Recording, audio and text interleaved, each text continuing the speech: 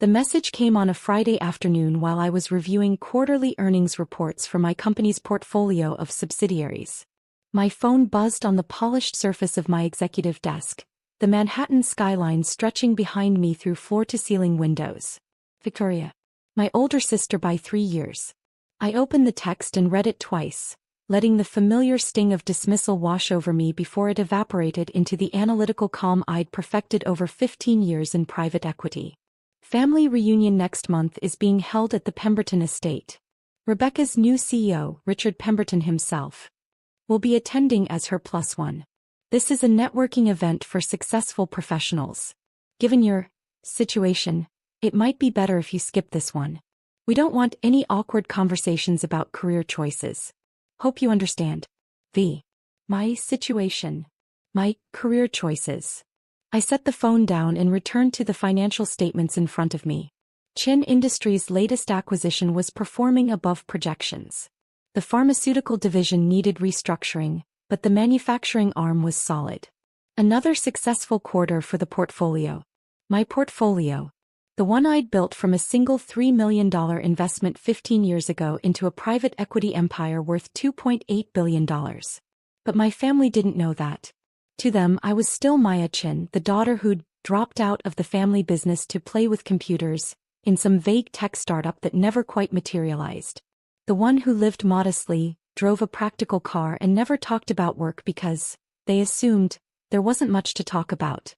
They had no idea that Chin Industries, the private equity firm they'd never heard of, owned controlling stakes in 17 companies across 6 industries, employed over 4,000 people, and had just been ranked by Forbes as one of the top 15 most influential private equity firms in North America. They didn't know because I'd never told them. 15 years ago, when I'd left the family's traditional corporate path, my father had wanted me to join the family's mid-sized import business. I'd made a choice. I'd taken the small inheritance from my grandmother, $3 million that my parents had dismissed as nice but not life-changing, and I'd disappeared into the world of venture capital and private equity. My family had been disappointed. My father had given me speeches about loyalty and tradition. My mother had worried about my stability. My sister Victoria had been openly contemptuous. "You're throwing away a guaranteed position for some fantasy about being an entrepreneur," she'd said. "You'll be back in 2 years begging for a job." I hadn't gone back. Instead, I'd spent 2 years learning everything I could about identifying undervalued companies, negotiating acquisitions, and restructuring for profitability. My first major success had been a struggling medical device manufacturer that I'd purchased for $8 million, restructured, and sold 3 years later for $47 million. I'd reinvested every dollar. By year 5, I had a portfolio worth $180 million. By year 10, I'd crossed the billion-dollar threshold. By year 15, Chin Industries was managing assets worth $2.8 billion. And I personally controlled companies that ranged from pharmaceutical manufacturers to technology consulting firms to luxury resort properties. I kept a low profile deliberately. No media interviews, no social media presence, no public profiles. I operated through holding companies and investment vehicles. When I attended industry conferences, I was Maya Chin, managing partner of Chin Industries, a name that meant everything to people in private equity and nothing to people outside it. My family had never bothered to Google me. They'd never asked what company I worked for. They'd never inquired about the details of my work beyond superficial questions that I answered vaguely. "Still doing the tech thing?" my father would ask at the occasional family dinner. "Still investing," I'd reply. "Any big wins?" Victoria would ask with thinly veiled condescension. "A few successful exits," I'd say, and change the subject. They interpreted my modest lifestyle as evidence of modest success. I lived in a comfortable but not ostentatious townhouse in Brooklyn. I drove a Tesla Model 3, practical and electric but not flashy. I wore well-made but understated clothes. I didn't vacation in obvious places or post about my life online. What they didn't know: the Brooklyn townhouse was one of 4 properties I owned, including a penthouse in Manhattan that I used for business entertaining and a villa in Tuscany. The Tesla was one of 3 vehicles. The others, including a vintage Porsche, stayed in a private garage I never mentioned. My clothes were custom-tailored by a designer who dressed Fortune 500 CEOs but didn't advertise. I wasn't hiding my wealth. I simply wasn't advertising it to people who'd already decided I was a failure. Victoria, meanwhile, had become the family's success story. She'd climbed the corporate ladder at various pharmaceutical companies, and 6 months ago, she'd landed a position as Senior Vice President of Strategic Development at Pemberton Pharma, a mid-sized pharmaceutical company that specialized in generic drug manufacturing. She'd been insufferable about it. Richard Pemberton himself recruited me, she'd announced at the last family dinner. He said my strategic vision was exactly what the company needs. We're positioned for major growth. My father had beamed with pride. My mother had actually teared up. They'd toasted Victoria's success, her intelligence, her inevitable rise to even greater heights. I'd smiled politely and said congratulations. What I hadn't said, I knew Pemberton Pharma very well. I'd been analyzing them for 6 months as a potential acquisition target. The company was hemorrhaging money, losing market share to larger competitors, and desperately seeking either a buyer or a merger partner to stay afloat. Richard Pemberton, the CEO and majority shareholder, was running out of options. His company was valued at approximately $340 million on paper, but the real value, after accounting for debt, declining revenues and competitive pressures, was closer to $180 million. Chin Industries had been in preliminary discussions with Pemberton's investment bankers for 3 months. Now, reading Victoria's text about the professionals-only family reunion where Richard Pemberton would be attending as her +1, I understood the full picture. Victoria was dating her CEO. The CEO who was currently negotiating with my company about a potential merger that would save his failing business. And neither of them had any idea that Maya Chin, Victoria's failure sister, was the Chin who controlled Chin Industries. I texted back simply, understood. Enjoy the reunion. Then I called my head of mergers and acquisitions.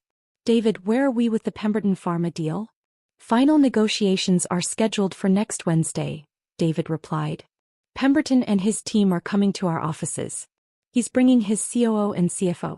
Seems eager to close. I'll be leading the meeting personally. Really? You usually let me handle the final negotiations. This one's special. Make sure the Pemberton team knows that Chin will be at the table. I want them prepared to negotiate directly with the principal. Will do. Any particular strategy you want to employ? I smiled. Just the usual. Fair terms, transparent discussion, and a deal that works for both parties. You're in a good mood about this one. Let's just say I have a personal interest in seeing this negotiation through. The weekend passed. I didn't attend any family functions. I spent Saturday reviewing Pemberton Pharma's financials in exhaustive detail and Sunday preparing the merger proposal that would save the company while bringing it under Chin Industries' control. By Monday morning, I had my strategy finalized. Pemberton Pharma would be merged into Chin Industries' pharmaceutical division. Richard Pemberton would remain as president of the division, reporting to me. The merger would preserve jobs, stabilize the company's market position, and provide the capital injection needed for Pemberton's pipeline of generic drugs to reach market. It was a good deal. Fair, strategic, and mutually beneficial. It was the kind of deal I'd built my reputation on. Tuesday evening, I got another text from Victoria. Richard is so excited about the family reunion. He wants to meet everyone. Dad is thrilled. This is exactly the kind of connection our family needs. Someone at Richard's level really elevates our social standing. Thank you for being understanding about skipping it. I read the message 3 times, analyzing the subtext.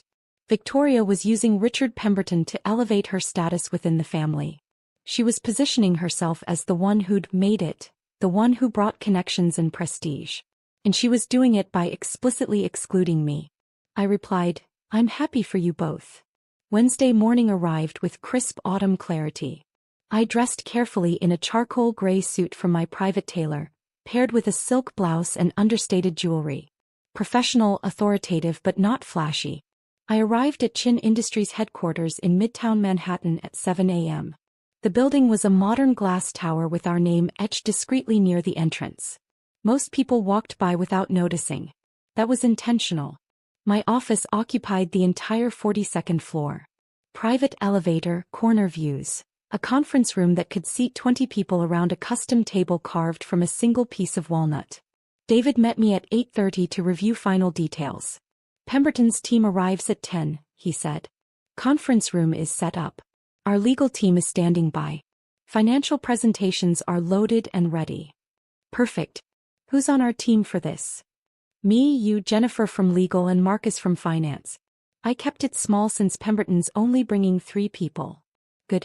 Let's make sure they're comfortable. This should be a collaboration, not a confrontation. You're really set on making this deal work, aren't you? Pemberton Pharma is a good company that's been mismanaged. They have valuable assets and a solid employee base. With proper capital and strategic direction, they'll be profitable within 18 months. That's exactly the kind of opportunity we look for. And it has nothing to do with Pemberton being connected to your family? I smiled. Let's just say I'm looking forward to the negotiation. At 9:45, my assistant called. Miss Chin, the Pemberton Pharma team has arrived. They're in the lobby. Please escort them to the 42nd floor. Offer refreshments in the waiting area. I'll greet them in the conference room at 10 o'clock exactly. Yes, ma'am. I took a moment to center myself. This was business. Personal feelings couldn't interfere with making the right deal. The fact that Richard Pemberton was dating my sister, the fact that Victoria had excluded me from a family event because she thought I was a failure, the fact that my entire family had no idea who I actually was, none of that could influence the negotiation. I would offer fair terms. I would structure a deal that saved Pemberton's company and served Chin Industries' interests. I would be professional, courteous, and strategic. But I would also watch Richard Pemberton's face when he realized exactly who he was negotiating with. At exactly 10 o'clock, I walked into the conference room. David, Jennifer, and Marcus were already seated on our side of the table. The Pemberton team sat across from them, a nervous-looking CFO, a stern COO, and at the center Richard Pemberton himself. Pemberton was in his early 50s, handsome in a practiced way, wearing an expensive suit and an expression of controlled confidence. He was smiling, clearly expecting this to be a routine negotiation with a mid-level executive. I walked to the head of the table and set down my portfolio. Every eye in the room turned to me. Richard Pemberton's smile faltered. His eyes narrowed in confusion. Do I know her? And then widened in recognition. Victoria's sister. The failure. The one who played with computers. His face went absolutely pale. Good morning, I said calmly. I'm Maya Chin, founder and CEO of Chin Industries. Welcome to our headquarters. I understand you're here to discuss a merger proposal. The silence that followed was exquisite. Pemberton's CFO glanced at his boss in confusion. The CEO looked between Pemberton and me, clearly sensing something was wrong but not understanding what. Richard Pemberton opened his mouth, closed it, and managed in a strangled voice, Miss Chin. I didn't realize that I was Chin? I said pleasantly. Yes, I keep a fairly low profile. Please let's sit down. We have a lot to discuss. I took my seat at the head of the table. My team looked calm and professional, though I could see David fighting back a smile. He'd figured out the connection. Pemberton slowly sat down, his composure completely shattered. I could see him trying to recalibrate, trying to process the fact that Victoria's failure sister was the CEO of a $2.8 billion private equity firm. Before we begin, I said, I want to address the obvious. Yes, I'm Victoria Chen's sister. Yes, I'm aware that you and she are in a relationship. I want to assure you that my personal connection to your situation will not impact these negotiations. Chin Industries has been analyzing Pemberton Pharma for 6 months as a potential acquisition. Our interest in your company is based purely on its strategic value and the opportunities we see for growth and profitability. Is that acceptable to you, or would you prefer to work with a different firm? Pemberton swallowed hard. No, that's acceptable. Good. Then let's proceed. I nodded to Marcus, who pulled up the first presentation slide. Our analysis of Pemberton Pharma shows a company with strong fundamentals that's facing significant headwinds. Market share has declined 23% over the past 3 years. Revenue is down 31%. However, you have a robust pipeline of generic drugs in various stages of FDA approval, a skilled workforce, and manufacturing facilities that are currently underutilized but highly valuable. I walked them through the analysis with the same precision I brought to every deal. Current valuation, debt structure, competitive pressures, opportunities for improvement. Pemberton's CFO was nodding along, clearly impressed by the depth of our research. The CEO was taking notes. Pemberton himself looked like he was in shock. After 30 minutes of presentation, I paused. Questions so far? The CFO spoke up. This is incredibly thorough. You've clearly done your homework. We always do. Now let me outline our proposed merger structure. I walked them through the deal.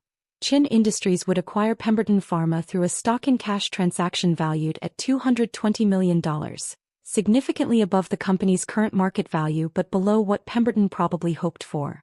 The company would become a division of Chin Industries Pharmaceutical Holdings. Jobs would be protected. The current management team, including Richard Pemberton, would remain in place but would report to Chin Industries' board. The key advantages, I said, are immediate capital injection of $50 million for operations and drug development, access to Chin Industries' network of manufacturing and distribution partners, and strategic guidance from our team of industry experts. In exchange, we acquire 85% equity, with the remaining 15% held by current shareholders including yourself, Mr. Pemberton. That's very generous, the CFO said carefully. It's fair, I corrected. Your company is worth saving. It has good bones. It needs capital, strategic direction, and operational restructuring. We can provide all of that. But I want to be clear about expectations. This isn't a passive investment. We will be actively involved in management decisions. We will expect quarterly performance reviews. We will hold the leadership team accountable for results. I looked directly at Richard Pemberton. This is a partnership, but it's one where Chin Industries holds the controlling interest and makes final decisions. Is that something you can work with? Pemberton seemed to have regained some of his composure. May I ask a question? Of course. How long have you known about Victoria and me? Since she mentioned it at a family dinner 6 months ago. Around the same time we began our preliminary analysis of your company. And you never said anything to her? About who you are? About what you do? My family has never asked detailed questions about my work.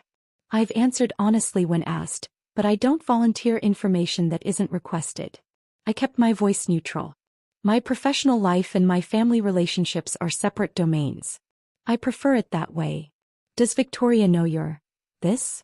He gestured around the conference room. She's about to find out. I assume you'll tell her. His face went even paler. She's been telling me about you. About how you never quite lived up to your potential. How the family worries about your career struggles. I'm aware of how my family perceives me. Again, that's separate from this negotiation. The question on the table is whether you want to accept Chin Industries' merger proposal. I need an answer by Friday to keep our timeline on track. The CEO leaned forward. Ms. Chin, speaking purely from a business perspective, this deal is better than anything else we've been offered. The other firms were talking about breaking us up, selling off divisions, massive layoffs. You're talking about keeping the company intact and investing in growth. That's our model. We don't buy companies to strip them. We buy companies to build them. Then yes, the CEO said, glancing at Pemberton. Assuming Richard agrees, I think we should move forward. All eyes turned to Richard Pemberton. He looked at me for a long moment. I could see him processing everything. The shock of discovering who I was, the implications for his relationship with Victoria, the reality that he was about to enter a business partnership with his girlfriend's sister, the one the family had written off as a failure. I accept the proposal, he said finally. I'd like our legal team to review the details, but the overall structure is acceptable. Excellent. Jennifer will coordinate with your attorneys. I stood and everyone else rose with me. Thank you for coming. I think this will be a very successful partnership. I shook hands with the CFO and CEO. When I reached Richard Pemberton, he held my handshake a moment longer than necessary. Victoria doesn't know, does she? He said quietly. About any of this. She will soon. I imagine you'll want to have that conversation before the merger is announced publicly. This is going to be complicated, I finished. Yes, I imagine it will be. But that's between you and Victoria. As far as Chin Industries is concerned, you're the president of a pharmaceutical company we're acquiring. Your personal relationships aren't our business. You're remarkably calm about all this. I've had 15 years to become comfortable with my family's misconceptions about my career. This is just the moment when those misconceptions get corrected. After the Pemberton team left, David closed the conference room door and let out a low whistle. Okay, I need to know the story there. I smiled. My sister is dating him.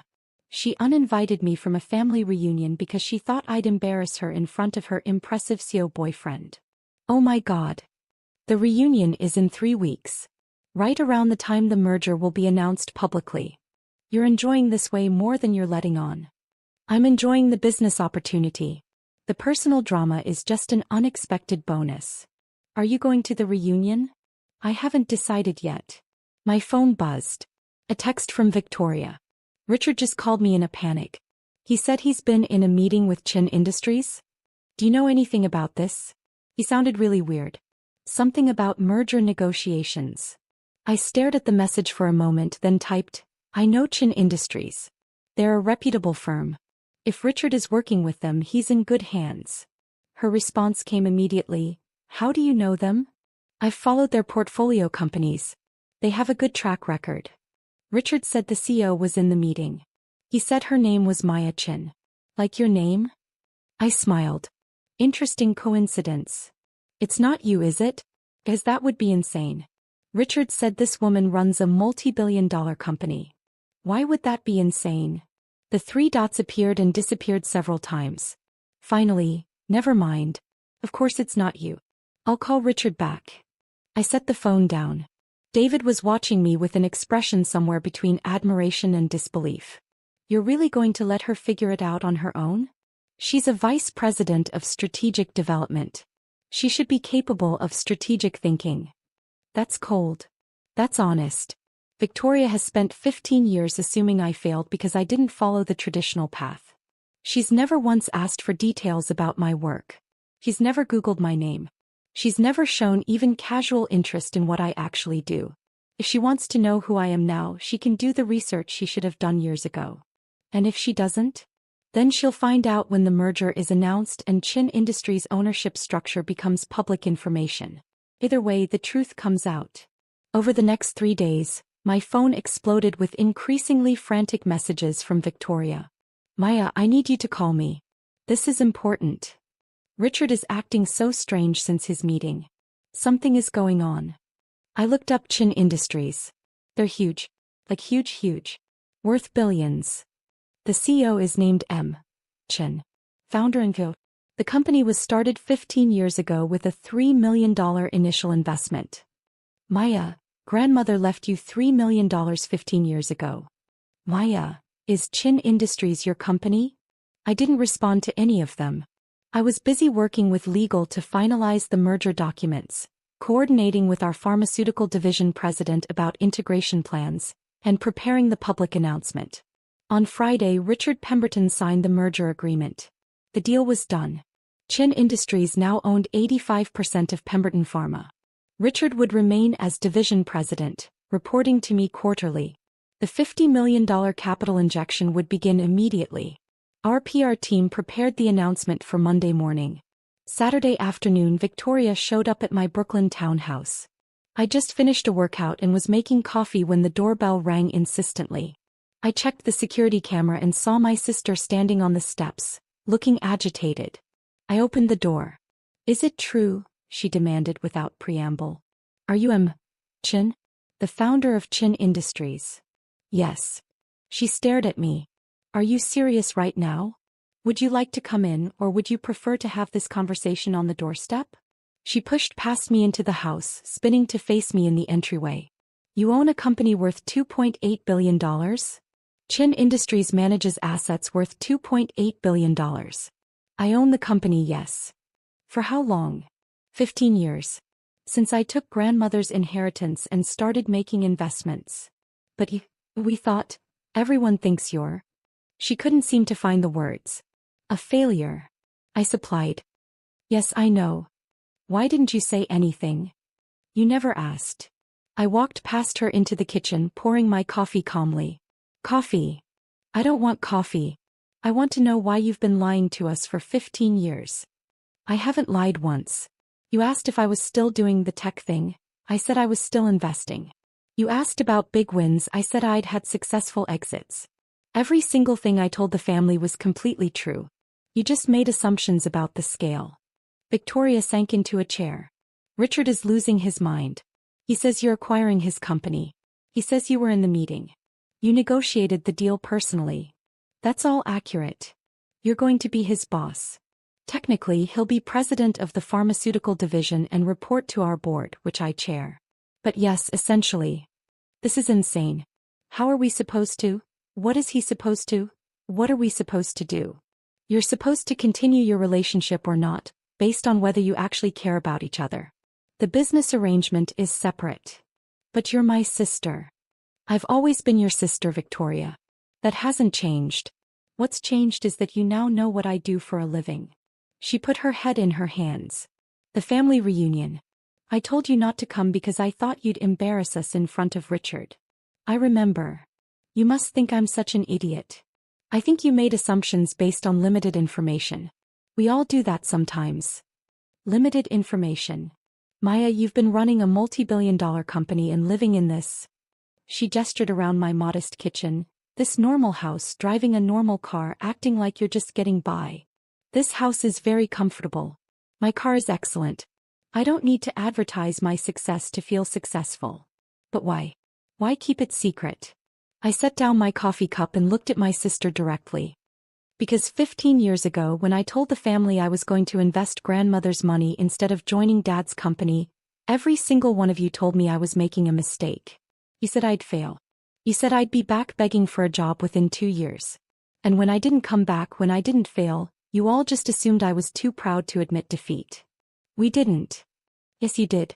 Every family dinner, every holiday, every casual conversation, there was this underlying assumption that I was struggling, that I'd made bad choices, that I was somehow less than the rest of you. And you know what? I let you think that. Because it showed me who you all really were when you thought you were dealing with someone unsuccessful. Victoria's face crumpled. That's harsh. It's honest. Victoria, in 15 years, you've never once asked me detailed questions about my work. Never asked what companies I was investing in. Never asked to see my office or meet my colleagues. You were content to believe I was failing because it fit the narrative you wanted. I'm sorry, she whispered. I appreciate that. But the question now is, what changes? Are you apologizing because you're actually sorry for dismissing me, or because you just found out I'm successful and now I'm worth paying attention to? She looked up at me, tears in her eyes. That's not fair. It's completely fair. If I'd stayed in the family business, if I'd followed the traditional path, would you have treated me the same way? Or is it specifically because I chose a different route that I became someone you could look down on? She didn't answer. Here's what's going to happen, I said, gentler now. The merger will be announced Monday. Chen Industries' ownership structure is public information, so yes, everyone will know I'm the CEO. The family will find out. Dad will find out. Mom will find out. And everyone will have to adjust their understanding of who I am and what I've been doing for the past 15 years. What about the reunion? What about it? Are you going to come? You should come. You should absolutely come and show off. I shook my head. That's not my style, Victoria. I didn't build this company for validation from the family. I built it because I wanted to prove to myself that I could identify value where others didn't see it, that I could build something meaningful, that I could make a real difference in the business world. But you've earned the right to. I've earned the right to make my own choices about how public I want to be. The merger announcement will happen because it's required. The family will find out because it's inevitable. But I'm not going to parade my success around at a reunion just to make people feel bad about underestimating me. Victoria wiped her eyes. Richard wants to talk to you.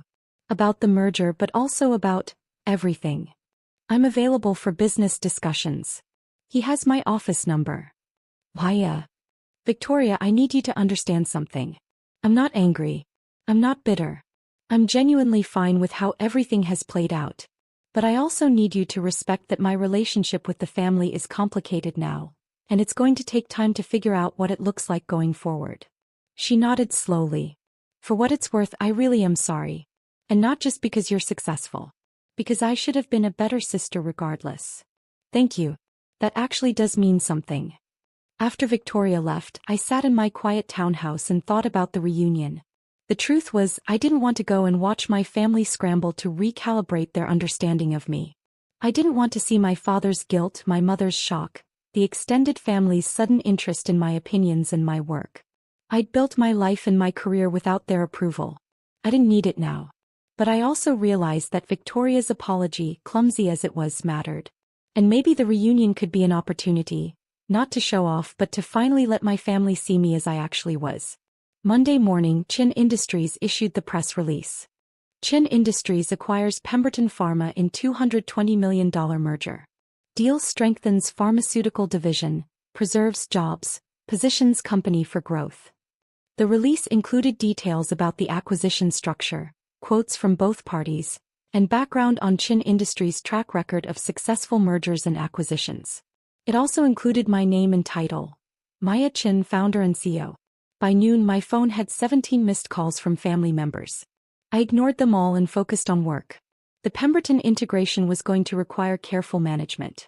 I had meetings with the pharmaceutical division president, calls with key Pemberton employees to reassure them about the transition, and strategy sessions with my executive team.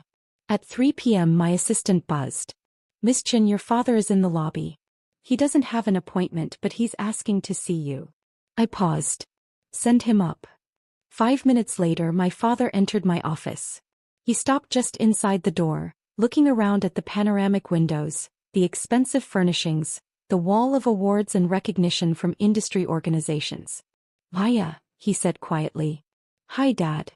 This is your office?" "Yes. You built all this? This entire company? With a great team and a lot of hard work, yes." He walked slowly to the windows looking out over Manhattan. "Why didn't you tell us?" "I tried to at first. You didn't want to hear it. We would have listened if we'd known." "If you'd known I was going to be successful?" "Yes, probably. But when you thought I was just starting out, making risky investments, trying something new, you weren't interested. You wanted me to follow the safe path." He turned to face me. "I wanted to protect you from failure." "I know. But Dad, I had to be allowed to try.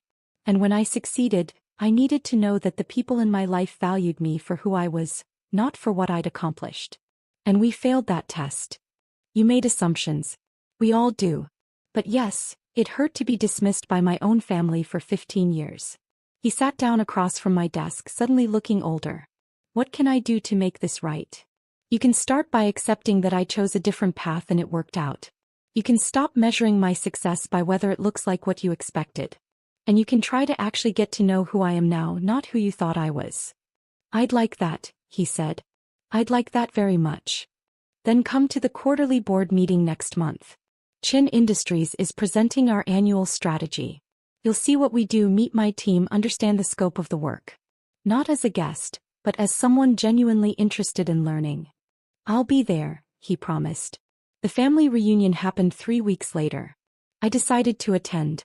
When I arrived at the Pemberton estate, which coincidentally was one of the properties I'd considered acquiring the previous year but decided was overpriced, my family was gathered on the lawn for pre-dinner cocktails.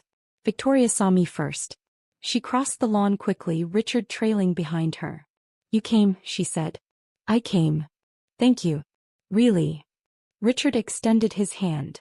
"Why, I wanted to thank you again for the way you've handled the transition. Your team has been incredibly professional. That's our standard. How are you adjusting?" "Better than I expected, honestly. Your pharmaceutical division president is brilliant. I'm learning a lot." "Good. That's the goal." My father approached with my mother. "Maya, sweetheart. We're so glad you're here. Thank you for having me." My mother hugged me, tears in her eyes. "I'm so sorry we didn't see you clearly. We're so proud of you." "I appreciate that, Mom."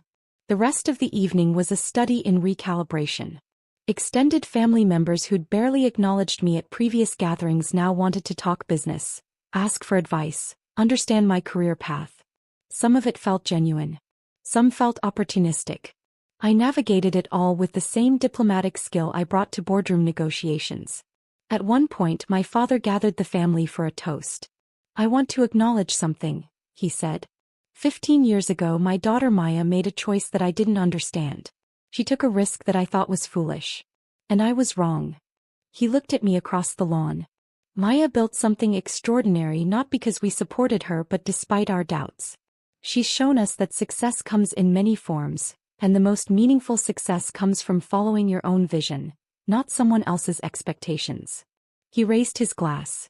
To Maya, who taught us all that sometimes the bravest thing you can do is trust yourself when no one else does. Everyone raised their glasses. To Maya. I felt tears prick my eyes but I smiled. Later Victoria found me alone on the terrace. It's different now, isn't it? She said. Everything's different. The question is whether it's different in a good way. I think it could be. If we let it. She paused. Richard and I are getting serious. He wants me to know that he's with me because he loves me, not because of any connection to you or your company. I believe him. He seems like a good man. He is. And Maya? I'm going to be a better sister. Not because you're successful but because I should have been all along. I'd like that. We stood together, looking out at the party, at our family, at the complicated web of relationships and misunderstandings and new beginnings. You know what's funny? Victoria said. All this time we thought you were the one who needed our approval.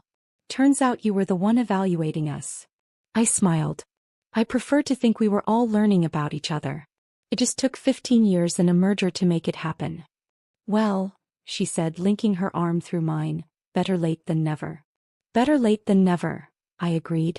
And for the first time in 15 years standing at a family gathering, I felt like I was actually seen for who I was.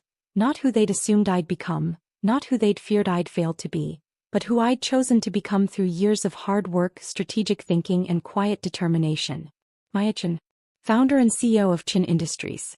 And finally, after all this time, someone my family was willing to know.